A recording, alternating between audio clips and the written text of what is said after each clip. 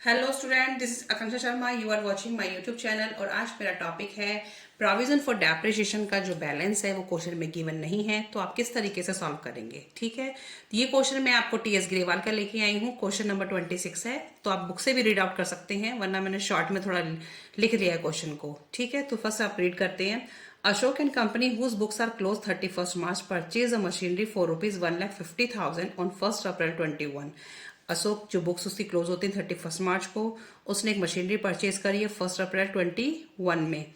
ठीक है, कितने की खरीदी है? 1,50,000 की। एडिशन मशीनरी वॉज एक्वायर 50,000 1 अक्टूबर 21। एक और मशीनरी खरीदी है अक्टूबर में 50,000 की। Certain machinery which was purchase 50,000 1 October 21 was sold 40,000 30 सितंबर।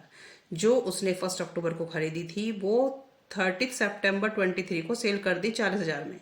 अब आपको मशीनरी अकाउंट प्रिपेयर करना है, depreciation account, machinery disposal account 31 मार्च 24 का, और ये स्ट्रेट लाइन मेथड से 10% इसका डेप्रिसिएशन रेट है। ठीक है, इसे आप बुक से भी रीड आउट कर सकते हैं क्वेश्चन को। ये टीएस ग्रेवाल का क्वेश्चन नंबर 26 है।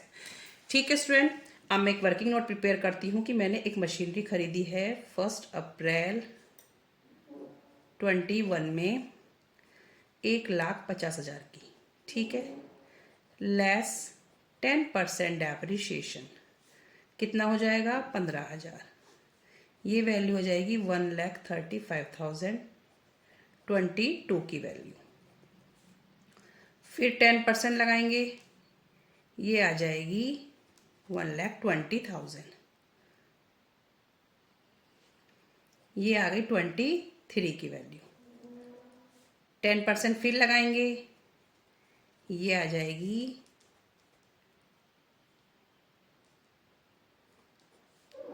24 की वैल्यू। ठीक है, अब मुझे 10% और लगाना है क्योंकि मुझे अकाउंट बनाना है अपना 31 मार्च 24 तक का। तो ये हमारी वैल्यू आ गई 90,000। 31 और 24 आपकी 25 तक की वैल्यू हो जाएगी। ठीक है, नेक्स्ट आपने खरीदी है 1 अक्टूबर 21 में 50,000 की। ठीक है, लेस 6 मंथ का डेप्रिसिएशन प्लस 10%, इसका लगाएंगे तो 2,500 आ जाएगा। ठीक है, 47500, ये वैल्यू आ गई मेरी 2022 की। अब मैं डेप्रिसिएशन पूरा के पूरे साल का लगाऊंगी क्योंकि पूरे साल यूज करी है।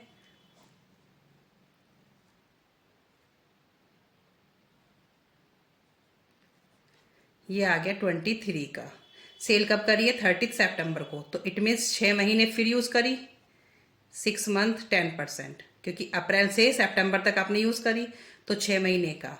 किस पे लग रहा है? ये ओरिजिनल कॉस्ट पे 50,000 पे लग रहा है। ये 50,000 पे 6 महीने 10%, फिर 50,000 का पूरे साल का, फिर 6 महीने का। तो ये वैल्यू आ गई मेरी। जब हम सेल कर रहे हैं मशीनरी को, उस टाइम मेरी मशीनरी की वैल्यू ही 40,000 है, और आपने उसे 40,000 में ही क्या कर दिया है? बेच दिया है। तो नो प्रॉफिट नो लॉस। ठीक है स्टूडेंट, कोई प्रॉफिट कोई लॉस नहीं आया है। वर्किंग नोट बनाना जरूरी नहीं है, लेकिन आपको कैलकुलेशन करना इजी हो जाता है। इसे आप साइड में करें, मैं तो बस आपको करके दिखा रही हूँ। मेन अकाउंट तो आपके यहाँ से स्टार्ट होंगे। ये प्रोविजन फॉर डेप्रिसिएशन अकाउंट है, इसको मैं मशीनरी अकाउंट यहाँ पे लिख देती हूँ। मशीनरी अकाउंट है, ये मशीनरी डिस्पोजल है। ठीक है student, no profit no loss. अब मेरा पहला अकाउंट है provision for depreciation account, second machinery account, third account है मशीनरी डिस्पोजल अकाउंट। ठीक है, अब स्टार्ट करते हैं प्रोविजन फॉर डेप्रिसिएशन अकाउंट। अब इस क्वेश्चन में मैंने पहले भी बताया है कि इसमें बैलेंस गिवन नहीं है, तो किस तरीके से आप स्टार्ट करेंगे। अगर बैलेंस गिवन होता तो हम यहाँ पे क्या लिख देते? By balance, balance brought down. ठीक है, लेकिन अब बैलेंस तो है नहीं, तो अब हम लिखेंगे क्या? तो स्टार्ट करते हैं हम। जो प्रोविजन फॉर डेप्रिसिएशन में हम शो क्या करते हैं? करंट ईयर का डेप्रिसिएशन। ठीक है, balance brought down, balance carried down. अब बैलेंस ब्रॉट डाउन तो है नहीं, तो सीधा स्टार्ट कहाँ से करते हैं? बैलेंस बाय डेप्रिसिएशन से। और डेप्रिसिएशन कब लगाएंगे? अब ये 21 का है ना, तो हम कब लगाएंगे? लास्ट में लगाते हैं। तो 31 मार्च 2022 से स्टार्ट करते हैं बाय डेप्रिसिएशन अकाउंट। ठीक है, अब कैसे लगाएंगे? 15,000 तो ये, और 2500 ये दोनों को मिला के लग गया मेरा, मैं यहाँ शॉर्ट में लिख देती हूँ, आप समझ जाना स्टूडेंट,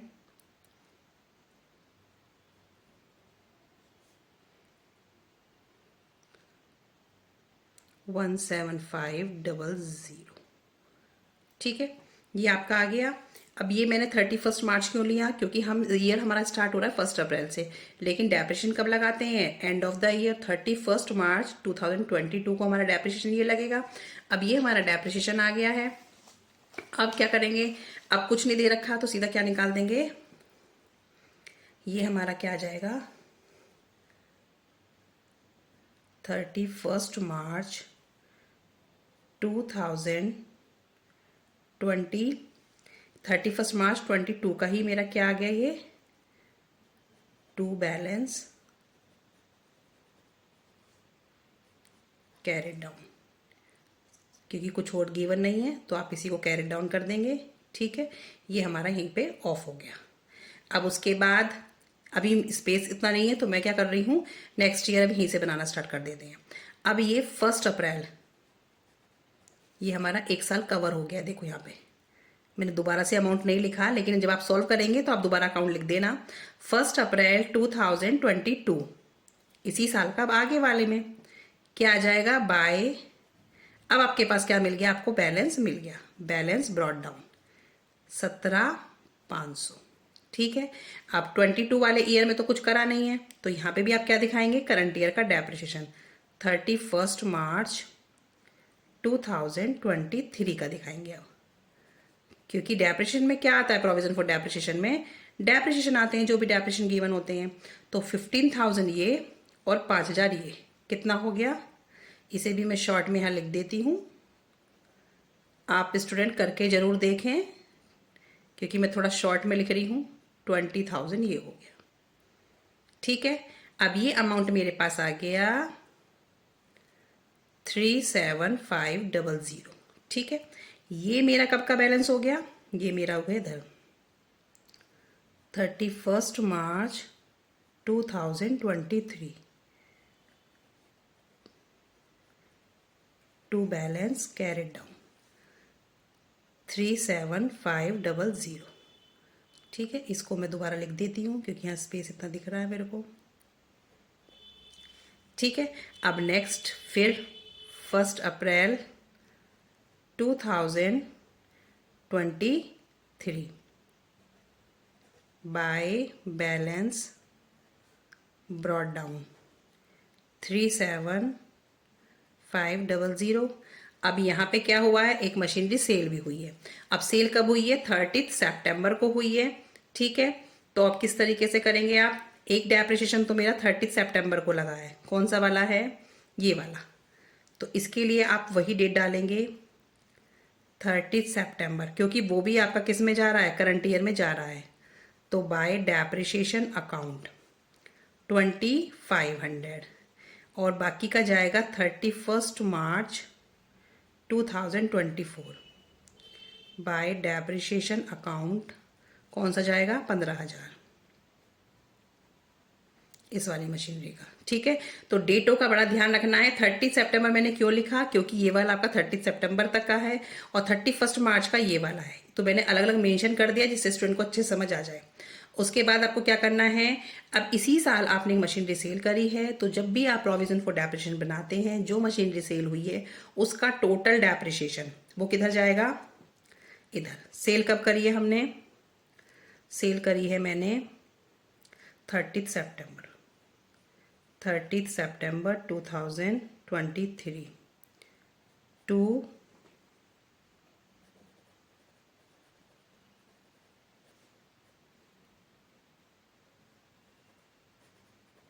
मशीनरी डिस्पोजल अकाउंट।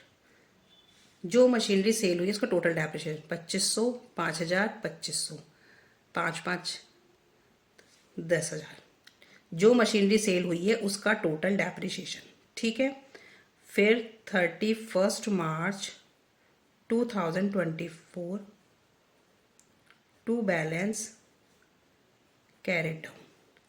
अब आप इसको प्लस कर देंगे, ये आ जाएगा 40,000, 40 और 55,000। 55,000 10,000 माइनस कर देंगे तो आपका आ जाएगा 45,000 का बैलेंस आ गया ये। ठीक है स्टूडेंट, अब ये नेक्स्ट 1 अप्रैल 2024 का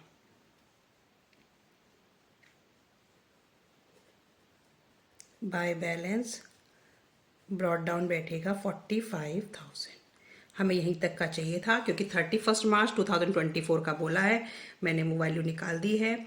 ठीक है, 45,000 बहुत ही सिंपल प्रोविजन फॉर डेप्रिसिएशन है। स्टार्टिंग बस तुम्हें कहाँ से करनी है, बाय डेप्रिसिएशन से। और डेप्रिसिएशन हमेशा एंड ऑफ द ईयर लगाते हैं। 15,000 ये 2,500 ये दोनों को मिला के मैंने यहाँ पे शो कर दिया। ईयर क्लोज कर दिया, बैलेंस कैरेड डाउन यही रह गया। नेक्स्ट ईयर का फिर ये बैलेंस ब्रॉड डाउन बन गया, फिर 2 डेप्रिसिएशन लगा दिए, ये दोनों डेप्रिसिएशन यहाँ शो कर दिए, इनको प्लस किया, यहाँ पे शो कर दिया। फिर थर्ड वाले में क्या किया है कि मशीनरी सेल भी हुई है, तो सेल की तो कुछ आता नहीं है इसमें जो मशीनरी सेल होती है उसका टोटल डेप्रिसिएशन। तो पहले बैलेंस ब्रॉड डाउन लिखा, फिर जो मशीनरी जो करंट ईयर के डेप्रिसिएशन है, करंट ईयर का एक डेप्रिसिएशन तो मुझे ये दिखाई दे रहा है जो 23 में क्रॉस हो रहा है, और एक 15,000 दिख रहा है, वो लगा दिया मैंने। उसके बाद जो मशीनरी सेल हुई है उसका टोटल डेप्रिसिएशन 2,500 2,500 5,000 10,000 इन सबको प्लस किया, इसमें से माइनस कर दिया, 45,000 का कैरेट डाउन आ गया। नेक्स्ट ईयर का ये ब्रॉड डाउन। ठीक है, ये प्रोविजन फॉर डेप्रिसिएशन अपने हाथों से बनाएं तभी आपको समझ आएगा। ठीक है स्टूडेंट, नेक्स्ट है मशीनरी अकाउंट। ठीक है स्टूडेंट, मशीनरी अकाउंट अब किस तरीके से प्रिपेयर होगा, बैलेंस नहीं गिवन है लेकिन आपको ये पता है कि एसेट कब परचेज करिए। तो 1 अप्रैल 2021 को हमने एक असेट परचेज करी, तो क्या लिखते हैं असेट परचेज करते हैं तो टू बैंक अकाउंट। असेट जब भी आपकी बढ़ती है तो डेबिट हो जाती है, ये वही डेबिट साइड है। तो कितने की खरीदी है आपने, 1,50,000 की। ठीक है स्टूडेंट, अब आपने दूसरी भी एक असेट परचेज करी है 1 अक्टूबर 21। तो 1 अक्टूबर 21 वो कहाँ क्रॉस हो रहा है, यही हो रहा है क्योंकि आपका 1 अप्रैल 21 से 31 मार्च 22 तक जाएगा। तो दूसरी असेट भी आपने यही परचेज कर ली है 1 अक्टूबर 21 टू बैंक अकाउंट। इसको भी आप इसी तरीके से लिख दें, ये आपकी आ गई 50,000 की। ठीक है, ये हो गया 2 लाख। अब 31 मार्च 2022 बाय बैलेंस। अब मशीनरी अकाउंट में कुछ तो शो होगा नहीं, बस बैलेंस ब्रॉड डाउन, कोई परचेज करी है तो वो आ जाएगा। तो बैलेंस कैरेट डाउन आपका आ जाएगा 2 लाख का, और इसको यहीं पे ऑफ कर देते हैं 2 लाख लिख के। ठीक है, अब नेक्स्ट ईयर का 1 April 2022 to balance brought down 2 lakh. अब 22 से 23 तक कुछ नहीं हुआ है। ठीक है, तो आप क्या करेंगे, अब कोई परचेज भी नहीं हुई है तो सिंपल जो बैलेंस ब्रॉड डाउन है वही बैलेंस कैरेट डाउन हो जाएगा। 31 मार्च 2023 by balance carried down 2 lakh. इसको आप ऐसे ही ऑफ कर देंगे क्योंकि कुछ भी नहीं हुआ है यहाँ पे भी। फिर next 1 April 2023 to balance brought down 2 lakh. अब यहाँ पे सेल भी करी है, सेल कब करी है, 30 सितंबर को। 30 सितंबर को जो सेल करी है, कौन सी वाली मशीनरी सेल करी है, तो वो आप लेंगे बाय मशीनरी डिस्पोजल अकाउंट 50,000 वाली। ठीक है, 50,000 वाली हमने सेल करी है, इसलिए 50,000 वाली की इंफॉर्मेशन देनी है, कितने में सेल करी, कितने का डेप्रिसिएशन, वो सब कहाँ से चला गया, वो कहाँ जाएगा, डिस्पोजल में। 31 मार्च 2024 by balance carried down. 2 lakh में से 50 गए, 1,50,000 का अब हमारे पास क्या बची हैं, असेट्स बची हैं। ठीक है, 2 लाख ये 2 लाख ये हो गया। अब 1 अप्रैल 2024 टू बैलेंस ब्रॉट डाउन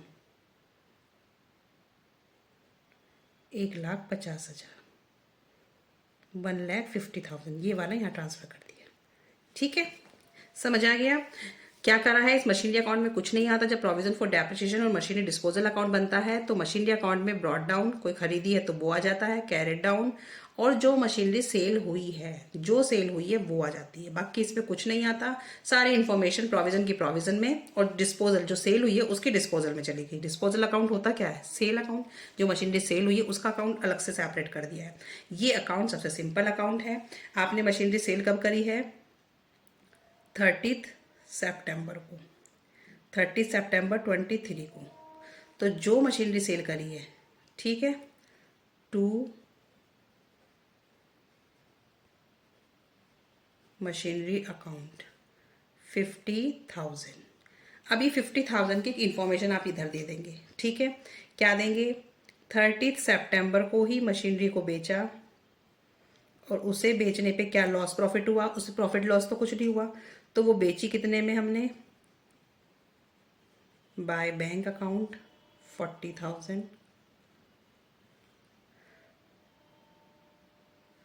उसे बेचने पे जो पूरा प्रोविज़न लगा, प्रोविज़न फॉर डेप्रिसिएशन अकाउंट, जो आपने यहाँ डिस्पोजल डेबिट किया था, यहाँ पे क्या कर देंगे? क्रेडिट। यहाँ डेबिट, यहाँ क्रेडिट। कितना? 10,000 का। ठीक है, और बेचने पे कोई प्रॉफिट और लॉस नहीं हुआ था, तो कोई और इन्फॉर्मेशन इससे रिलेटेड है भी नहीं है, तो आप क्या कर देंगे? अकाउंट क्लोज कर देंगे, और कोई बैलेंसिंग फिगर इसमें नहीं बचती है, क्योंकि आपने मशीनरी को क्या कर दिया है स्टूडेंट? सेल कर दिया है। ये अकाउंट सिर्फ सेल मशीनरी, जो भी मशीनरी सेल हुई है उसकी जस्ट इंफॉर्मेशन देने के लिए है कि वो मशीनरी कितने की थी, कितने में बेची, उसको बेचने पे कितने का प्रोविजन लगा, उसे बेचने पे लॉस हुआ या प्रॉफिट हुआ। अगर वो होता तो मैं प्रॉफिट होता तो इधर, लॉस होता तो क्रेडिट साइड में दिखा देती मैं। अब वो कुछ नहीं है, तो बस ये लॉस जो मशीनरी सेल करी है उसकी जस्ट इंफॉर्मेशन है, कोई बैलेंसिंग फिगर नहीं बची। ठीक है, तो ये अकाउंट ही